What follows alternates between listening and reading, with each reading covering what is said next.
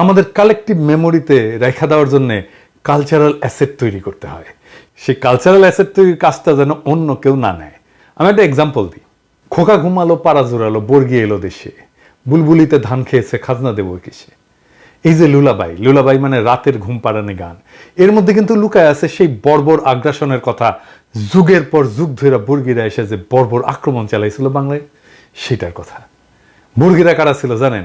মারাঠারা। কিন্তু অত্যাচারের মাত্রাটা কি ছিল জানেন? আমি নিশ্চিত জানেন না। আগে তো ইতিহাস লেখা হইতো না, মানুষ গানে কবিতায় সেসব লিখে যেত। এটাই কালেকটিভ মেমোরিতে সেই সমস্ত ইতিহাস লিখে যাওয়া, এবং এটা লিখে গেলেই এটা যুগ যুগ ধরে শতাব্দীর পর শতাব্দী ধরে চলে।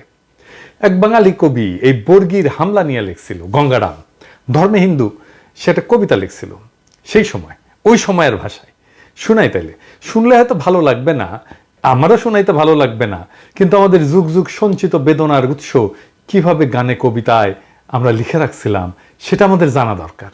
সবাই পালাই গেছে বর্গি আসার খবরে, তারপরে গঙ্গারাম লিখতেছে, এই মতে সব লোক পলাইয়া যাইতে আচম্বিতে বর্গি গেরিল আইসার সাথে, মাঠে গেরিয়া বর্গি দেয় তবে সারা, সোনা রূপা লুটে নেও আর সব সারা, কারু হাত কাটে, কারু নাক কান, একই চোটে কারু বধে পড়ান, মোহিনী স্ত্রীলোক বান্ধি ধৈরা লইয়া যায়, আঙ্গুঠে দড়ি বান্ধি দেয় তার গলায়, একজনে ছাড়ে তারে আর একজন ধরে, রমণের ভারে তাই শব্দ ফারে, আকাশ বাতাস কান্দে কান্দিছে পাষাণ, রাখো কৃষ্ট কালী আল্লাহ ভগবান।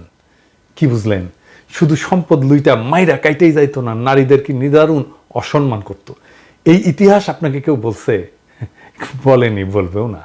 শুধু শুনবেন 2 লাখ মা বোনের ইজ্জতের বিনিময়ে স্বাধীনতা পাইছি, যেন এর আগে কোনো আমাদের ইতিহাস নাই। তাই আওয়ামী ফ্যাসিবাদের ইতিহাস আমাদের কালেকটিভ মেমোরিতে জাগায় রাখতে হবে। কিভাবে? প্রথমে গানে। আন্দোলনের সময় আমাদের বেশ কিছু র্যাপার উঠে আসছে, আওয়াজ উঠা গানটা শুনছেন না?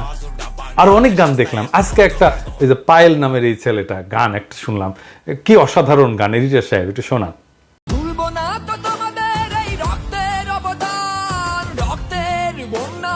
ভেসে গেল অন্যায়, সোনার বাংলা সোনার ছেলে রয়েছে এদেশে, বাংলায় আমার বাংলা তোমার বাংলাই গাই গান। কবিতা লিখতে হবে, লুলাভাই লিখতে হবে, মানে ঘুম পাড়ানি গান লিখতে হবে, ছড়া লিখতে হবে, নাটক লিখতে হবে, ছবি আঁকতে হবে। আমরা এই লড়াইয়ে এক মহান শিল্পীকে পাইছি, দেবাশিস। তার পোস্টার হাতে হাতে ঘুরছে সারা দুনিয়ায়, কি অক্লান্তভাবে ছেলেটা কাজ করে গেছে। আমাদের রেসপেক্ট। এই লড়াইকে ফিলোসফাইজ করতে হবে, মানে দার্শনিকীকরণ করতে হবে। এই লড়াইয়ের পিছনের দর্শন বের করে আনতে হবে। এই কাজে সিনিয়রদের মধ্যে আছেন ফরহাদ মজার, আছেন সলিমুল্লাহ খান, আছেন ইয়াংদের মধ্যে আছেন পারভেজ আলম, রকমনু, রিফাত হাসান, মুরাদুল ইসলাম, তুহিন খান, আরো অনেকে নিশ্চয়ই আছেন। আমি যাদের লেখা নিয়মিত পড়ি তাদের কথা বললাম। ওনাদের দায়িত্ব নিতে হবে। আমরা এই একটা জায়গায় দারুণ শক্তিশালী, আমি কনফিডেন্ট ওনারা ওনাদের দায়িত্ব পালন করবেন বাংলায় এবং ইংরেজিতে। আমাদের সাহিত্য লাগবে, এই জায়গায় আমরা দুর্বল। কিন্তু আপনাদের কিভাবে বলি যে আমার কিঞ্চিত দক্ষতা আছে সাহিত্যে, গ্লোবাল ন্যারেটিভ তৈরির এই কাজটা আমি কিছুটা করে দিতে পারবো। আমার আগামী বইটা বেরিয়ে হলে দেখবেন এই কাজ আমি আধা করে রাখছি, বাকি কাজটা করে দিতে পারবো। আমাদের মিউজিয়াম লাগবে। আমার সাজেশন, ধ্বংস করে দেওয়া গণভবন হোক সেই জায়গা যেখানে বিস্তৃত জায়গা জুড়ে আওয়ামী ফ্যাসিবাদের নানা কাল, তার নিপীড়ন নির্যাতনের ডকুমেন্টেশন থাকবে। ওইখানে মানুষ ঘুরে ঘুরে ঘুরে ঘুরে দেখবে। আয়না ঘরকে অবিকৃত রেখে সেটাকে আমরা মিউজিয়াম বানাবো। কমিক্স বানাইতে হবে, অ্যানিমেটেড সিরিজ বানাইতে হবে অসংখ্য।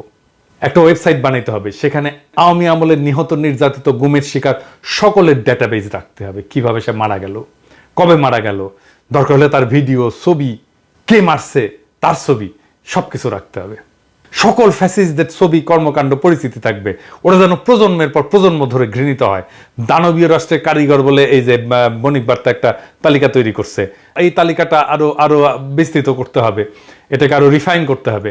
কেউ একজন প্রত্যেকের আমল নামা তৈরির কাজে হাত দেন। এখানে তালিকাতে যারা আসছে প্রত্যেকের কি জন্য আমরা তাকে বলতেছি এই ফ্যাসিস্ট দানবীয় রাষ্ট্রের কারিগর।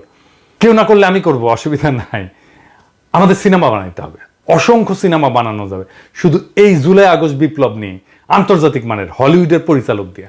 আমি যা যা বললাম তার মধ্যে আমি হয়তো নিজে ছবি আঁকতে পারবো না, গান গাইতে পারবো না, কিন্তু অনেক কিছুই নিজে পারবো, যেমন সিনেমা বানানোর জন্য প্রযোজনা করতে পারবো, টাকা জোগাড় করে দিতে পারবো, স্ক্রিপ্ট লিখতে পারবো, কিন্তু আমার এই কাজগুলো আমাদেরকেই করতে হবে দেশের ভবিষ্যৎকে নিরাপদ করতে।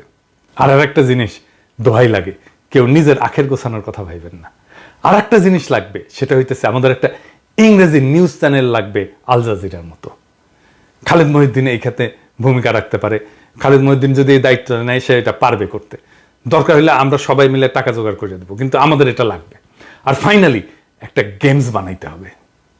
কি সেটা? আসেন শুনি। এখানে প্রোটাগনিস্ট হবে ছাত্র আর ভিলেন হাসিনা। হাসিনা শক্তি নেয় তার বাবার স্পিরিট থেকে, বাইরে থেকে শক্তি যোগায় ইন্ডিয়া আর মোদি। পশ্চিমা শক্তি সাপোর্ট করে ইন্ডিয়াকে। হাসিনার কাছে পৌঁছানোর আগে আসে ছাত্রলীগ, পুলিশ। সেই পুলিশ গুম করে, ক্রসফায়ার করে, তারপরে আসে ডিজিএফআই, আয়না ঘরে ঢুকায়। অপশন থাকবে রাস্তার সমাবেশ মিছিল করে শক্তি সংহত করার প্রোটাগনিস্টের, সেটা করতে দেবে না পুলিশ। রিয়েল লাইফ চেহারা থাকবে ভিলেনগুলার সবার, যেমন হাউন আঙ্কেল থাকবে, বিপ্লব থাকবে, মনিরুল থাকবে, প্রদীপ থাকবে, ওদের মতোই চেহারা থাকবে। ছাত্রলীগের সাদ্দাম টাদ্দামের মতো চেহারা থাকবে, তারপরে ওই আমোটা আজিজ টাজিজের মতো চেহারা থাকবে, বেনজিরের চেহারা থাকবে। নির্বাচনে হারানোর চেষ্টা থাকবে, সেটা 900 ভোট করে হোক, দামি নির্বাচন করে হারা দেওয়া হবে। বেনজির থাকবে, ক্রসফায়ারে মারা গেলে খেলা শেষ। আদালত থাকবে, এবং আদালত কিভাবে রিমান্ড দেয়, কিভাবে ফরমাইশি রায় দেয়, দিয়া কিভাবে প্রোটাগনিস্টকে বিপদে ফেলে। গ্রেপ্তারের পরে একটার পর একটা লেভেল ক্রস করার পরে আসবে ফাইনাল স্টেজ, পুলিশের সাথে যুদ্ধ। সরাসরি গুলি, ছাত্রলীগ পুলিশ একসাথে আইসা হামলা করবে, হেলিকপ্টার দিয়ে গুলি করবে, স্নাইপার দিয়ে গুলি করবে, শহীদ হওয়া থাকবে।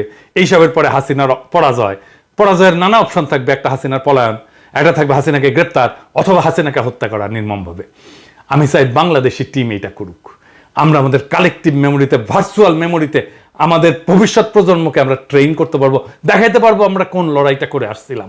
আমাকে জানান যদি কোনো টিম এটা করতে চান। ফান্ডিং আমি ম্যানেজ করব, কিন্তু এই গেমস লাগবে। আওয়াজ দিবেন কে করতে চান। বাংলাদেশি টিম না এলে আমি কিন্তু পশ্চিমী বানাবো, এটা কিন্তু বানাবই। সবশেষে আমাদের আরেক শহীদের গল্প, আমাদের আরেক হৃদয়ের রক্তক্ষরণের গল্প। একজন লিখছেন, একজন শহীদের শিক্ষক, কোচিং এর শিক্ষক। উনি লিখছেন, আমার কোচিং যখন শুরু করি তখন আমার 4 জন শিক্ষার্থী ছিল, জিদান, উৎসব, আদ্রিতা আর একটা মেয়ে। ওরা তখন এসএসসি পরীক্ষা দিবে। আস্তে আস্তে জিদান উৎসবের সাথে ভাইয়ের মতো সম্পর্ক হয়ে গেল। একদিন ওদের সাথে চায়ের দোকানে বসে আড্ডা দেওয়ার সময় ব্যাগ ঘাড়ে একটি ছেলে আসলো। তখন কিন্তু সন্ধ্যা, ছেলেটা জ্বলতেছিল, নুরানি চেহারা। আমি মনে মনে ভাবলাম, এত সুন্দর দেখতেও ছেলে হয়। ছেলেটা আর কেউ না, আমার ফারহান। আপনারা যাকে ফারহান নামে চিনেন, আমি তাকে ধলা বলে ডাকতাম। কেননা ও এত ফর্সা ছিল যে ওকে ধলা বলে ডাকতাম। আমাকে ফোন করে বলতো, ভাই আমি ফারহান বলছি, কিন্তু যতক্ষণ না ধলা বলতো আমি শুনতাম না। ফারহান কোরআনের হাফেজ, সুন্দর কোরআন তেলাওয়াত করত। কিন্তু যেদিন আমার কোচিং আসলো সেদিন আমি বুঝলাম যে ও শুধু দেখতে সুন্দর বিষয়টা এমন না, ওর মেধা তার থেকেও প্রখর। কোনো জিনিস ওকে বুঝিয়ে দিলে সেটা 2 বার পড়া লাগতো না, অনেক দিন ধরে মনে রাখতে পারতো। আমার কানে এখনো বাজে, ও আমাকে বলতো, ভাই তুমি যেভাবে জিদানকে বানাইছো আমাকে অমন করে বানায় দাও। ওর অবস্থা এতটাই খারাপ ছিল যে পাশ করতো কিনা সন্দেহ ছিল। আমি ওকে একা একা পড়িয়ে ঠিক করেছি। এমন অনেক সময় হিসে রাত 3টায় আমাকে ফোন করে বলছে, ভাই পড়তে না মন চাচ্ছে না, একটু মোটিভেশন দাও। আমার সাথে যেদিন লাস্ট দেখা সেদিন 2 ভাই হাঁটতে হাঁটতে কত কথা, ভাই ইন্টারে ফাঁকি মারা যাবে না, এই করা যাবে না, কত কথা। কিছু হলেই আমাকে বলতো, ভাই কি করব, এটা করা ঠিক হবে কি?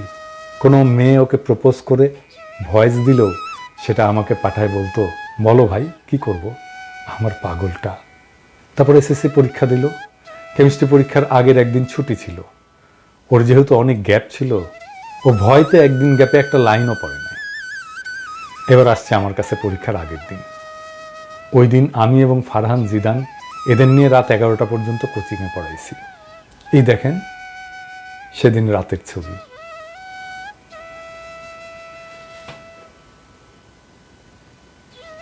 যেই দিন পরীক্ষা শেষ তার পরদিন সকালে উঠেই বান্দাগুলো আমার কোচিংয়ে হাজির। কারণ কি? তাদের টাকা দিতে হবে। ওই দিনের কথা তো আমি ভুলবই না। ওই দিন যা করছে এবং আমার পঞ্চপাণ্ডব ভুলা, আল্লাহ এখনো হাসি পায়। তারপর যেদিন রেজাল্ট দিবে তার আগের দিন রাত 12টা পর্যন্ত আমাকে কোচিংয়ে আটকায় রাখছে। কারণ কি? তার ভয় লাগতেছে সে কি প্লাস পাবে নাকি। আমার কোচিংয়ে সেই বিকাল থেকে এসে বসে আছে। আমি অন্য ব্যাচের ক্লাস নিচ্ছি আর মাঝে মাঝে এদিকে এসে বলতেছে, ভাই প্লাস কি পাবো? ও ভাই কও না, তুমি যা কও তাই তো হয়। ওর প্রেশার দেখে আমি ওকে চায়ের দোকানে নিয়ে গেলাম, গিয়ে চা স্প্রাইট খাওয়াইলাম, আইসক্রিম খাওয়াইলাম এবং কিছু টাকা দিয়ে বললাম আরও খা। পরে অনেক রাতে সে আমাকে ছাড়লো। রেজাল্টের দিন সবাই আগে মা বাবাকে জানায়, আর ফারহান সবাই আমাকে ফোন করে জানিয়েছে। দুপুরে খুশির ঠেলায় আমাকে জড়ায় ধরে কি যে করলো আল্লাহ। তারপর বিকালে ওর খালাকে নিয়ে আসলো মিষ্টি খাওয়ানোর জন্য। ওই যে পাঞ্জাবি পরা ছবিটা ওই দিনের। এরপর শুরু হলো আসল যন্ত্রণা। ভাই আমার গ্যাপ পূরণ করে দাও, আমি এসএসসিতে যা করছি ইন্টারে তা করবো না। নটরডামে পরীক্ষার জন্য কিছুটা প্রিপারেশন নিল, পরে আবার সেই রেসিডেন্সিয়ালে ভর্তি হলো। ফারহানের ইচ্ছা ছিল দেশের বাইরে চলে যাওয়া, কিন্তু আমি ওকে বলছিলাম যে অন্তত ইন্টার দিয়ে অ্যাডমিশন নিয়ে যেন বিদেশে যায়। ও আমার কথাই বলল, ঠিক আছে ভাই আমি অ্যাডমিশন দেবো বুয়েটের জন্য, কিন্তু চান্স পাইলেও কিন্তু বিদেশে যাব। আমি আমার এই পঞ্চপাণ্ডবকে বলছিলাম যে ওদের মধ্যে কেউ বুয়েটে চান্স পেলে আমার R15 বাইক তার। ফারহান আমাকে চ্যালেঞ্জ করছিল যে ও চান্স পেয়ে দেখাবে। আপনারা যে পোস্টটা ভাইরাল হতে দেখছেন যে ওর বইয়ের টেবিলে ফান্ডামেন্টাল ফিজিক্স ছিল, ওইটা ওই কারণেই।